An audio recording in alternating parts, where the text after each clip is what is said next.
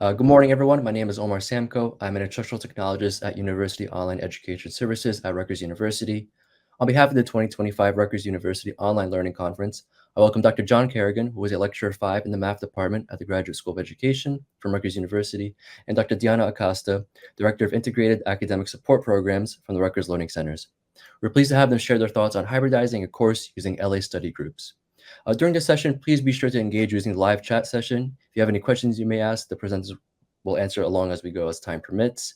And just to make sure we're in this same area, folks, if you want to look in your top right, you'll see event, my agenda, and session. Make sure you go ahead and click session so you can use the chat that's available there. John, Diana, thank you so much for joining us. Please take it away. Sure. Hi, everybody. Good morning. My name is John Kerrigan. I have been working at Rutgers for 18 and a half years. I'm a three-time grad, so I bleed the scarlet, and I'm happy to be here today to talk about a project I've worked on with Diana Acosta. Diana, do you want to introduce yourself? Yes. Hi, everyone. Good morning. I'm Diana Acosta. So I am the Director of Integrated Academic Support Programs.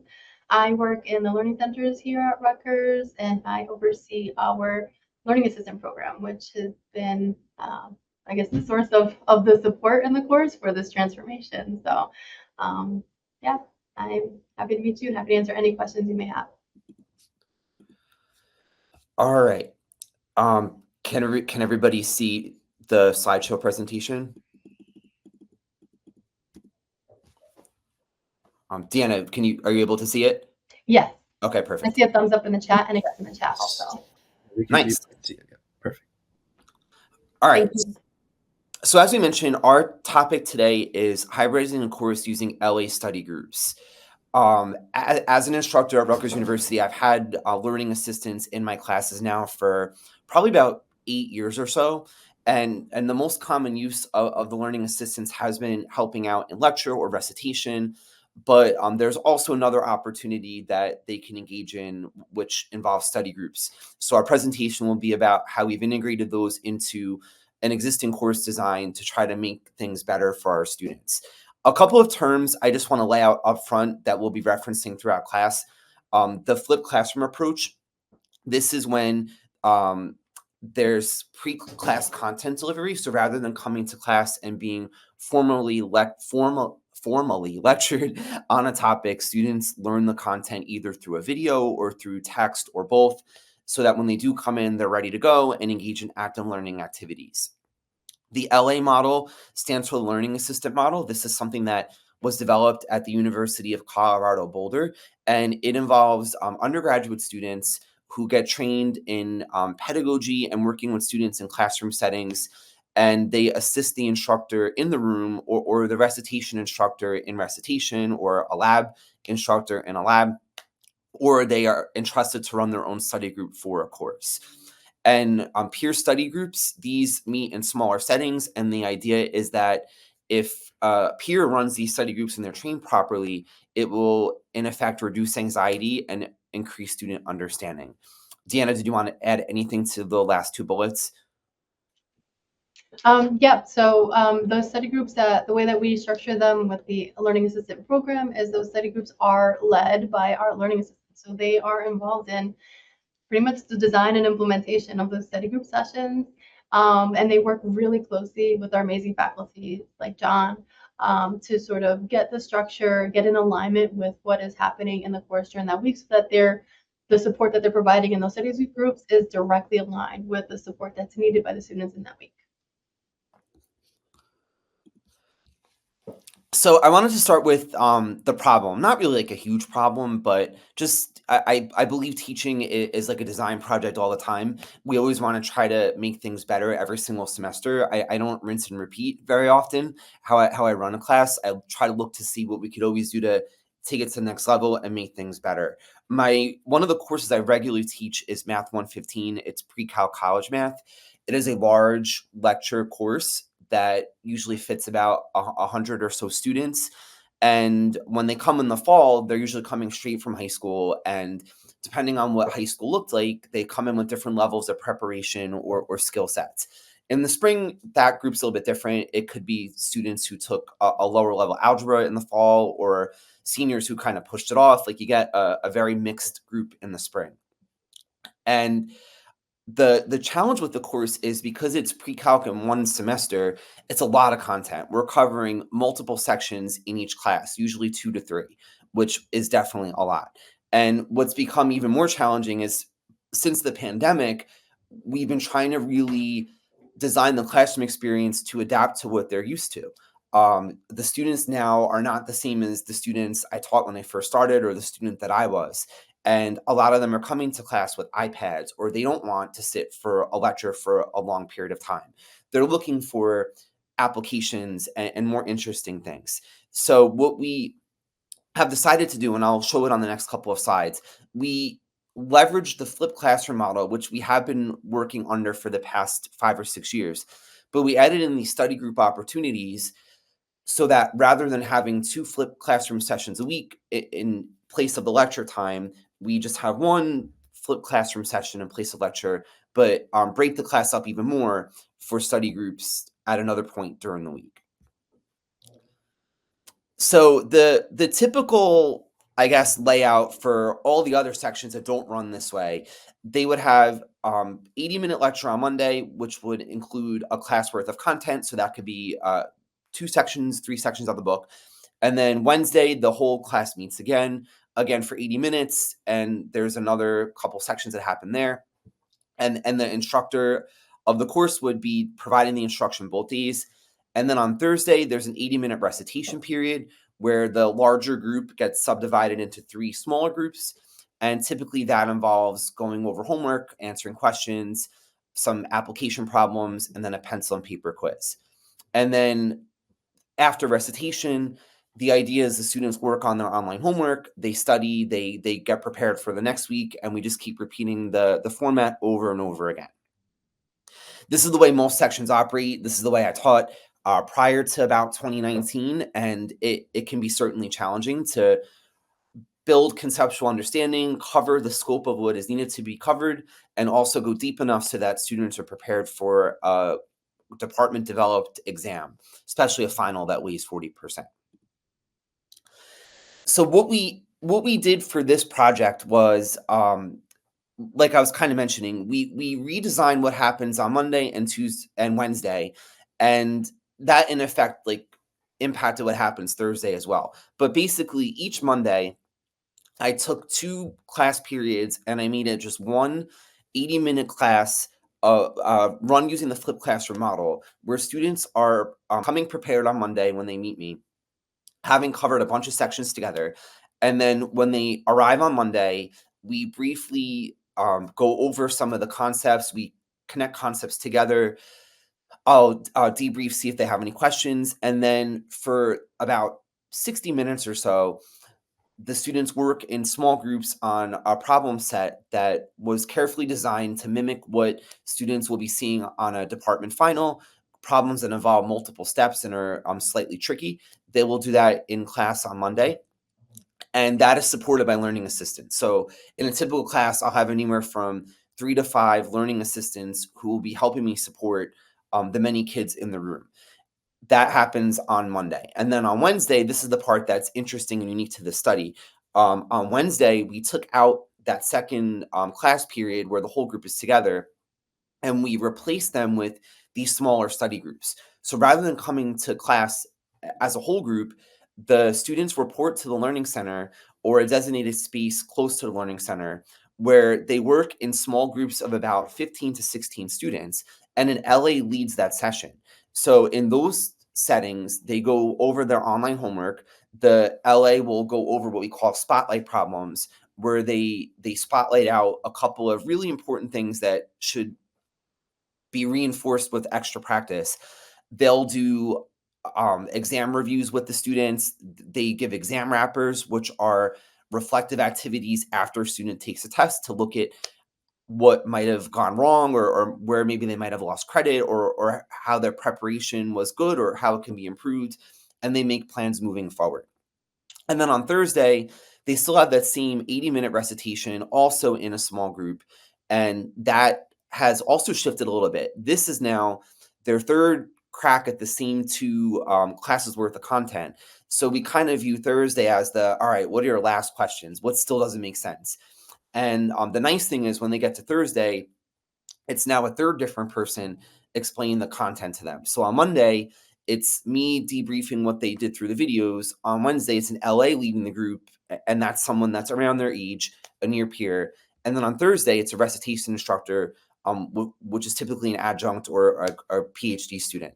So by the time the students come on Thursday, they've now heard it explained 3 different ways, which has been working out really well for us. And then from Friday to Monday, it's just kind of wrapping up the stuff from the past week and then getting ready for the next week by watching the pre-class videos, answering the embedded questions, and studying for class. Deanna, did you want to add anything to the study group aspect of it?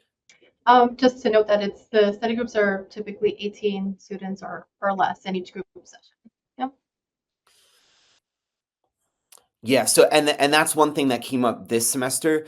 The recitations can go up to as many as 30 students. So with the help of the Learning Center, we did have to look at our rosters and create study groups that capped out at 18. So in sections where the recitation sizes were 22, 23, 24, we got creative in designing those study groups so that we didn't go over the threshold. So I mentioned a lot of this in the flow chart before, but we basically just took out one of the 80-minute lecture periods. And when I call it 80-minute lecture, it's not really a lecture. It's just a term we use in that department. It's actually a flipped classroom experience where students are working on collaborative problem solving. And the second one was just taken out. Basically, Monday was like doubled with content, and then Wednesday was more collaborative. Students are working on their online homework. They get multiple attempts. And everyone has different numbers, but the problem's the same. So the LAs facilitate that work. One of the nice things about this was that we when we did this in the fall, we had these exclusively held in the learning centers. And a secondary goal of that was for freshmen, we wanted them to actually walk into a learning center and see, like, this is not a scary place at all. Like, this is where I go to get help and to work with peers and understand things better. So we wanted to like add that how to be a student element into the course. And with the study groups, as the instructor of the course, I meet with the LAs every week to go over what they'll be doing in study group. We troubleshoot common issues like, what do we do if the kids are not talking to each other? Or how do I explain this very tricky concept? Some of the LAs would even ask, what can I bring to this, right? Like, can I bring a handout? Can I bring some kind of like manipulative to help students understand better? Some of them even develop games for students to do during study groups. So it was really, really cool to empower the students to run these study groups.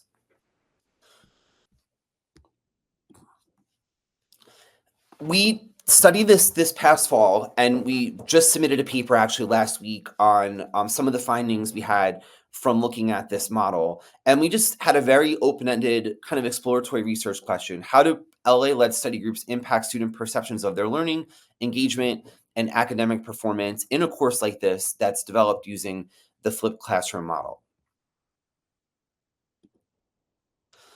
So just a little bit about flipped classroom. This is something I'm very passionate about. I did my dissertation work on the flipped classroom.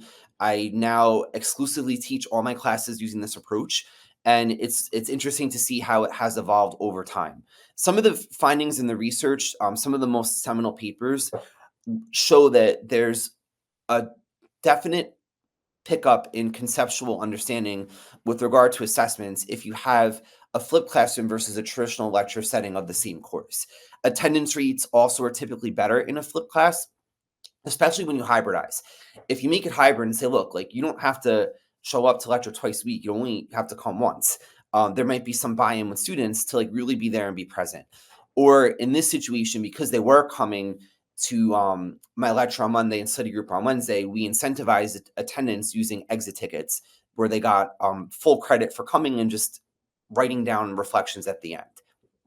We find with flipped classrooms, students use their time more actively to engage in problem solving. Most students typically prefer the flipped classroom if it's designed in a way that helps them learn and is sold positively to them. This is something that they do usually enjoy very much. And obviously, I want to acknowledge some of the other findings with flipped classroom. Sometimes there are adjustment periods. The Strayer study looked at introductory courses, and for students who might not be used to this, it could be a huge adjustment. They might view this as, wait a minute, I have to teach myself. Like, I'm going to class and the teacher's not, talking for 80 minutes. So that, that's one thing to keep in mind. And I'm still kind of surprised that I always ask my kids at the start of each term, how many of you have taken a flip class or experienced a flip lesson before? And even after COVID, I'm still seeing it's not a large number. And I thought by now more people would have been doing this in secondary or even in higher ed, but it's still relatively new for a lot of students. And then just teaching students how to self-regulate and manage their time during a flip class is also important. And that's where LA study groups have been really helpful in that regard. All right, I'll turn it over to Deanna for the LA model.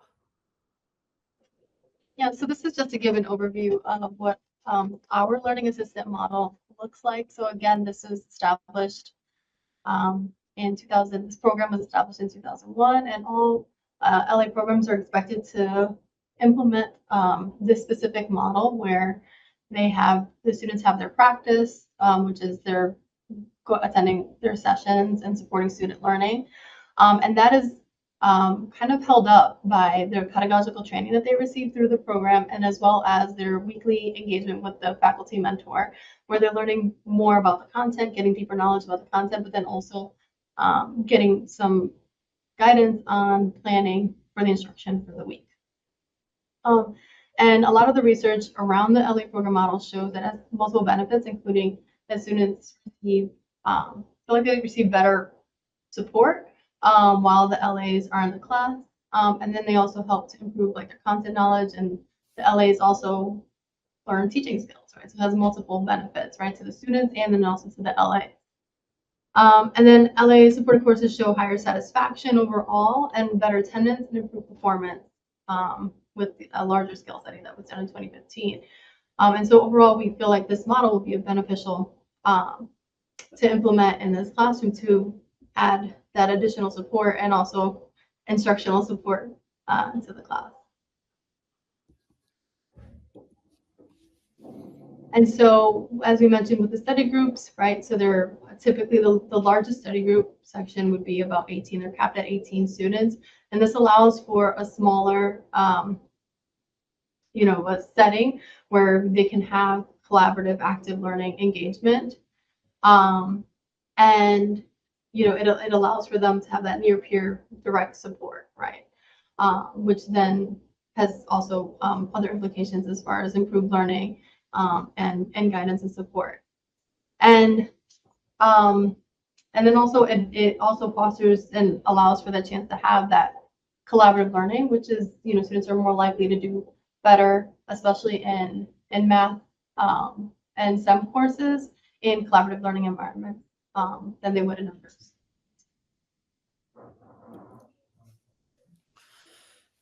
So in terms of pre-calc specifically, this is a super important course for students. A lot of times it's that critical bridge between high school and college level mathematics.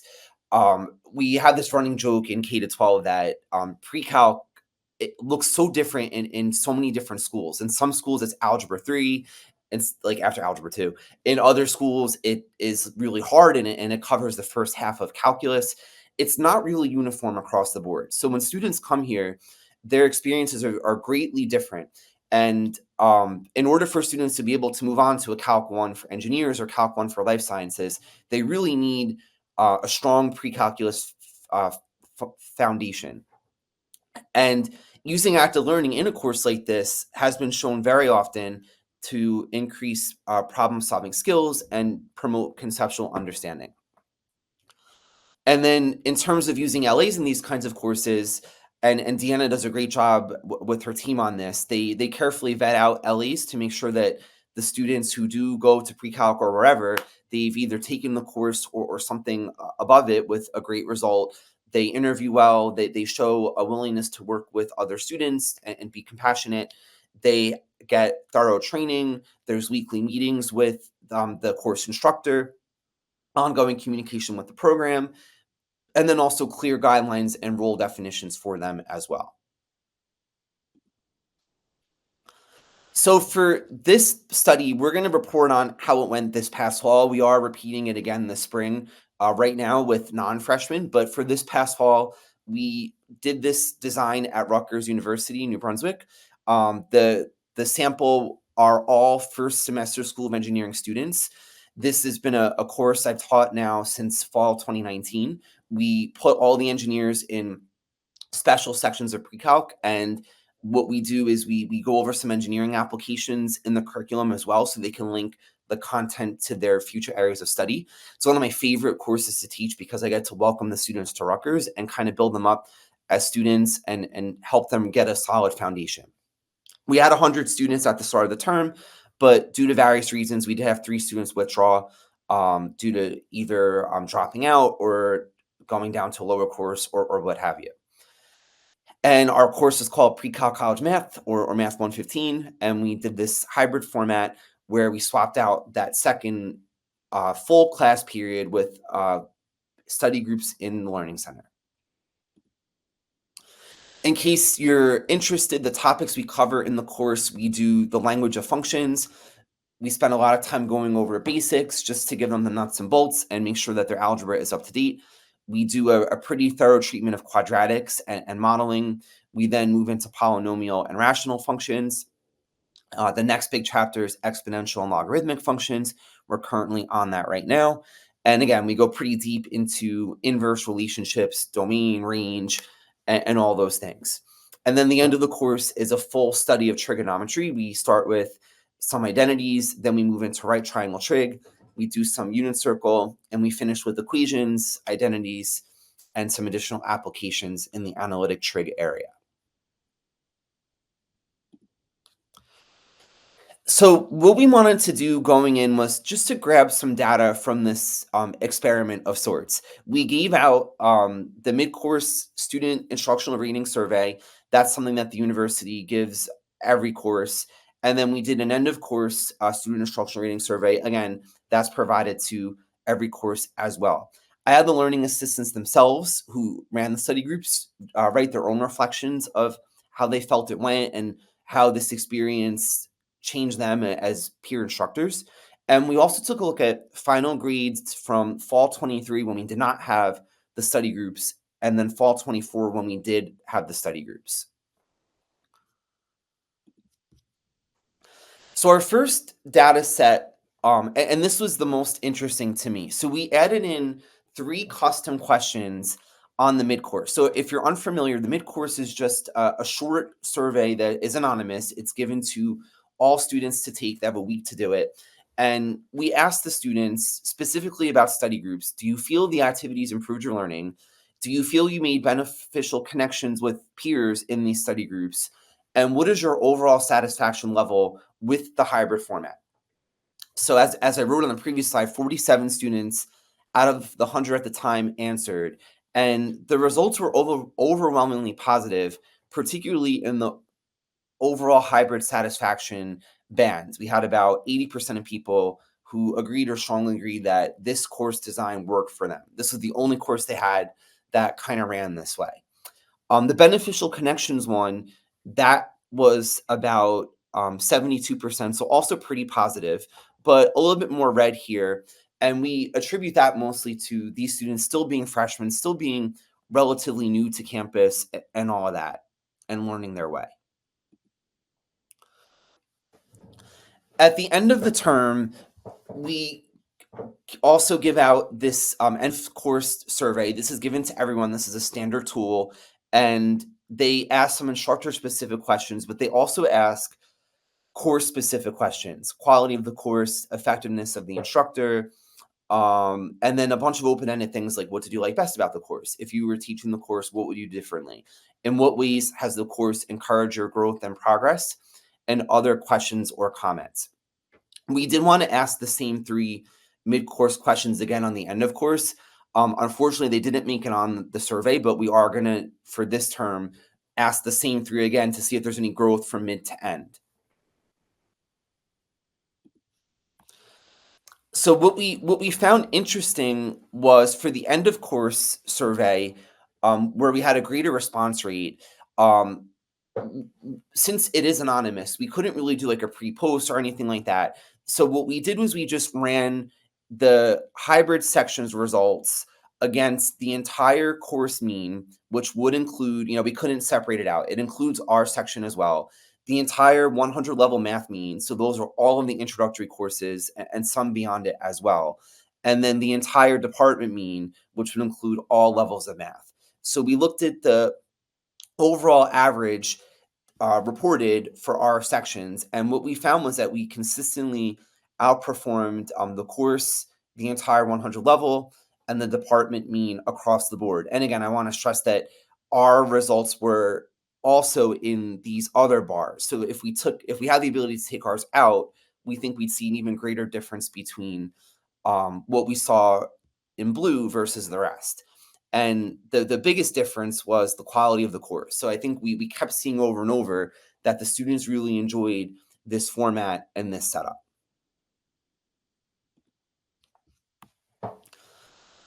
The qualitative comments were also really interesting. So I just pulled out the comments about study groups.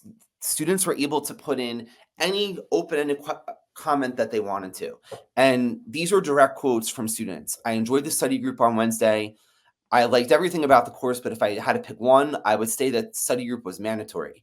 I liked that there was lecture recitation and time to work on our homework and study group. I appreciated the time we had within our study groups to work on our homework. I like the pacing in the study group where we can ask an LA questions on the homework. I like the ability to go over material and videos, and I like that it's a flipped classroom. So there was a lot of positive comments related to study groups and overall course structure that students wrote. We also wanted to compare, and we know this isn't perfect, it's two different groups of kids, so we would have to control for other factors, but just to get an overall understanding of performance at a quantitative level, we were interested in seeing if the grades from our term with study groups look different at all from the time that we ran it without study groups. So in both situations, the course was run using a flipped classroom with mandatory pre-class work, with the same online homework, with similar exams, a common department final, all of those things. And what was interesting to us and something that we're continuing to take a look at, we noticed that with the study groups, we had fewer Fs than without. On the flip side, we also had fewer A's than without. But we noticed that the B window with study groups was much wider than without. So we had about 33% of students get a B or B plus with the study group, whereas when we didn't have the study group, we only had about 25%. So it made us kind of scratch our heads and think, was there efficacy in the study groups with moving an average student or a CC plus student up a level to a B? Like, is that where the greatest impact is? And this is an area we're continuing to take a look at. But again, I do want to acknowledge that these are two different groups of kids, but similar course structure, similar kinds of exams. If we could have a more experimental thing, it'd be great. But just for overall results, this is what we noticed. So I mentioned the B and B plus range. The middle range was the same as well, like the CC plus, but we did notice fewer failing grades this past fall semester versus that in 2023. Deanna, did you want to add anything to grades or the qualitative comments? Yeah, the qualitative comments, I'm always surprised when I hear the students say that they were happy, that they enjoyed that it was a mandatory study group. Because I typically would expect to hear the reverse. So there's something that can be said about how, the study group, though it is mandatory, the way that it's implemented makes it feel like it's impactful for them. And what was interesting was Deanna and I were teasing out attendance before the term started. We were debating on either incentivizing it or making it mandatory, making it optional. Like we had a number of scenarios. One of them was to make them come to like a certain number of them of their choice, and then if they come to study groups beyond that number, that's where the incentive comes in, and that's something I'm willing to entertain in the future. what we landed on was, in a typical study group, that the LA will go over like a couple spotlight problems. The LA will partner up kids to work on their online homework. The LA will go over some study skills related to what the topic is for the week. And then there's an exit ticket that they'll leave with. So their job is to write down one thing they'd like further clarification on. So, and that's done on paper. I didn't want kids to submit on Canvas. Like, I wanted them to be there and write it down. So then what happens is the LA puts all those responses in a spreadsheet for me, or we'll just summarize like the biggest three things. And then the next day, the recitation instructor goes in and looks and sees, all right, well, it looks like in study group, they struggle the most with these couple topics. So it helps the recitation instructor on Thursday guide what that looks like when the kids come to that third class meeting. And I should also add, before I move on, there were comments, not as many, but there were comments from students who said they wish that the study group was not mandatory, that they could have chosen when they wanted to come. So we're still trying to figure out like what the right thing is there. And that's an area we're examining and looking at for the future. I think the most interesting part for me were the reflections from the LAs themselves. These are kids that I've worked with anywhere from 1 semester to 2.5 years. And I just asked them to just free write for me, like, send me your reflection on how you felt the study groups went, and how did it change you as a near peer educator. And some of the themes that came across were that the learning environment became transformative. They felt like these spaces were intimate and supportive and had greater peer-to-peer connections. One LA said the social aspect of study groups proved to be particularly impactful as connections and friendships formed among students over the semester, leading to increased engagement and collaboration. I actually would pop in and out of these study groups, and this LA who wrote it had a study group in the back of the learning center, and he made the kids sit in a circle. So they would organize their chairs in a circle, and he had a board right in the middle. And when I would pop in, I would find them laughing or like working together, and you could just tell it was very casual but productive at the same time, and that helped the students connect with each other and with the content. The impact on the student experience, they felt that um, it increased engagement and collaboration and built academic confidence, especially among the shy and less confident students. One LA mentioned that the study groups provided a personal and effective way to foster connections among the LA to student, student to student, and overall teaching. And then from a professional growth standpoint, the LEs felt empowered. They felt like they were able to develop their own teaching approaches and trust with students. They also felt that they were able to create responsive learning environments. One of them said, during my time as an LA, I saw the trust that was formed between the students and I. My interactions were a time to answer questions and for students to feel reassured with the class material. So as great as these were, of course, with every first implementation, there's always some challenges and things to think about moving forward. So some of the challenges occurred with attendance. Some of them felt that they wanted to go on an optional basis. So that is something I would consider for next year with some caveats or with some incentivization. Some felt like there was uneven engagement, but in our weekly meetings, those were things we would talk about and develop ways to combat those. Um, and that ended up taking shape with activities. So some of the LAs shared out things like, oh, I made a Kahoot for the last 10 minutes of class, or oh, I made a Quizlet live matching game. So the students had to sit with each other. Some LEs made handouts like, oh, I passed out the connection between logs and exponents on a sheet so students could write on it and use it as a study guide. Or, oh, I printed out a blank unit circle for the kids and I helped them fill out the first quadrant, and then they had to use their knowledge and properties to fill out the rest. That we also made an effort to pair stronger students with struggling students. These were things that after I got enough assessment data, I was able to work with the LAs to say, all right, try to pair this student up with that student so there could be some focused peer teaching. And then also we try to focus the LA's effort on the neediest students. So whenever possible, if the LA could pull a couple kids at once to work with more intensively, whether it was during study group or recitation, we try to do that as well to really hone in on the students who need the most help. Deanna, did you want to add anything to this slide? No, not right now. Okay. Yeah. So some things that we're looking at for the future is to look at how study groups might expand out to other courses. Study groups right now do exist at Rutgers. They are optional though. Students go to study group outside of class time on their own time. So it is a thing that's available, but this implementation involved it actually replacing a class period. So on those Wednesdays, my class would be broken up into say like 3 or 4 groups of 15 to 18 apiece, and they're meeting in rooms and learning center. So I'm able to bop in and out of those rooms and kind of check out what's going on, but I'm empowering the LA to lead a focus group on whatever the topic is for the week.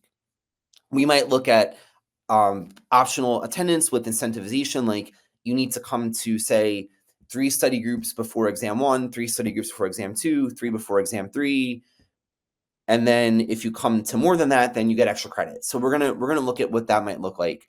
And then what I would love to see is how did this experience help the students this term when they're sitting in Calc 1? Like, did this have an impact that went beyond just pre-Calc 115? So overall, our key outcomes were that the study groups really improved engagement, collaboration, and performance. It was a great addition to the flipped classroom model. And as an instructor who knows these LAs well, I got to see them really step up to the plate and become empowered and get to lead their own little study group, which is cool. And a lot of them are doing it again with me right now. So we have the opportunity to refine and revise and do a better job this spring. We actually got our mid-course last week, and I was happy to share with Deanna that the responses were overwhelmingly positive again, that the students really do enjoy this setup and they feel like the study groups are productive and that they like that they're hearing the content explained multiple times from different people. And then, of course, scalability is always of interest as we look to expand this out. And then other things you might look at in the future would be just what content do we put in those study groups? Like what would be some good materials outside of one-page reference sheets or blank templates or exam wrappers? We might look at the LA self-efficacy themselves as peer instructors. We could track that using some surveys. We would love to have an experimental design in the future, like 2 sections of the same course, one with, one without, for a better comparison, longitudinal outcomes, and just expanding this out even more. So I mentioned some constraints as we went through. This was a single site study with a convenience sample of kids. We didn't have that experimental group. And we are using self-reported survey data from students from the instructional reading survey. So it is self-report. We do have to acknowledge it. But in the future, we definitely want to look at if we could expand this out on a more longitudinal basis or look at possible experimental designs. And that's pretty much it. So I'd like to open it up to questions about implementation um, or anything at all. You can feel free to use the chat box. We're happy to answer any questions. I got a question, sorry. How are they scheduled? Okay, so I met with the Learning Center before the term started. I told them what time my class was meeting. So in this case, it was 5:40 to 7. So they went and they took my rosters and they took each recitation roster. And if it was 18 or fewer, that became a study group. If it was more than 18, I had that issue this term. Then we like took a couple kids off of each roster and we created a study group that was less than 18. Since this course was offered on Bush campus, we had 2 study groups in the actual learning center at CERC. So one was in the little classroom and then one was in the back.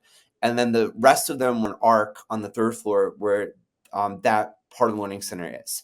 And then during that time, I would go to CERC and just go in and out, but not interrupt unless people have questions. And then I would go to ARC across the way and just check in on them. And we did that. The Learning Center hires and trains the LAs. They take a class called Pedagogy of Peer-Led Learning. Maybe Deanna can talk more about the hiring and the training. Yeah, sorry. I don't know, my screen froze. I had to jump out, jump back in. So, yeah, so the LAs are hired by the LA program. We are all just centrally administered. So we do everything from application through interviewing and selection. However, we do give our faculty like the last selection of the LAs who they want to work in their team. Um, and then once the LAs have been hired for each of the courses, then they come in and do training, and that's run by our training team in the learning centers. And so they have a mandatory peer leader orientation that they have to attend where they learn the basics of supporting student learning as a peer. And then they also have to take a 300 level, 3 credit pedagogy course in their first semester working as the learning assistant. And in that course, they learn more, a little bit more in depth. It's still a survey course, but they learn about a lot of the theory behind teaching and learning. And then also they do it with their first semester. So a lot of it is reflective and application and where they can take things with them to then try and apply it in the classroom that they're working in. And then they also do professional development workshops in the semester as well. So they're required to do one in their first semester and then 2 every semester afterwards, just to keep them up with different pedagogical trainings or different types of workshops, everything from metacognition to how to work with time management and supporting students with time management, supporting students with stress. So.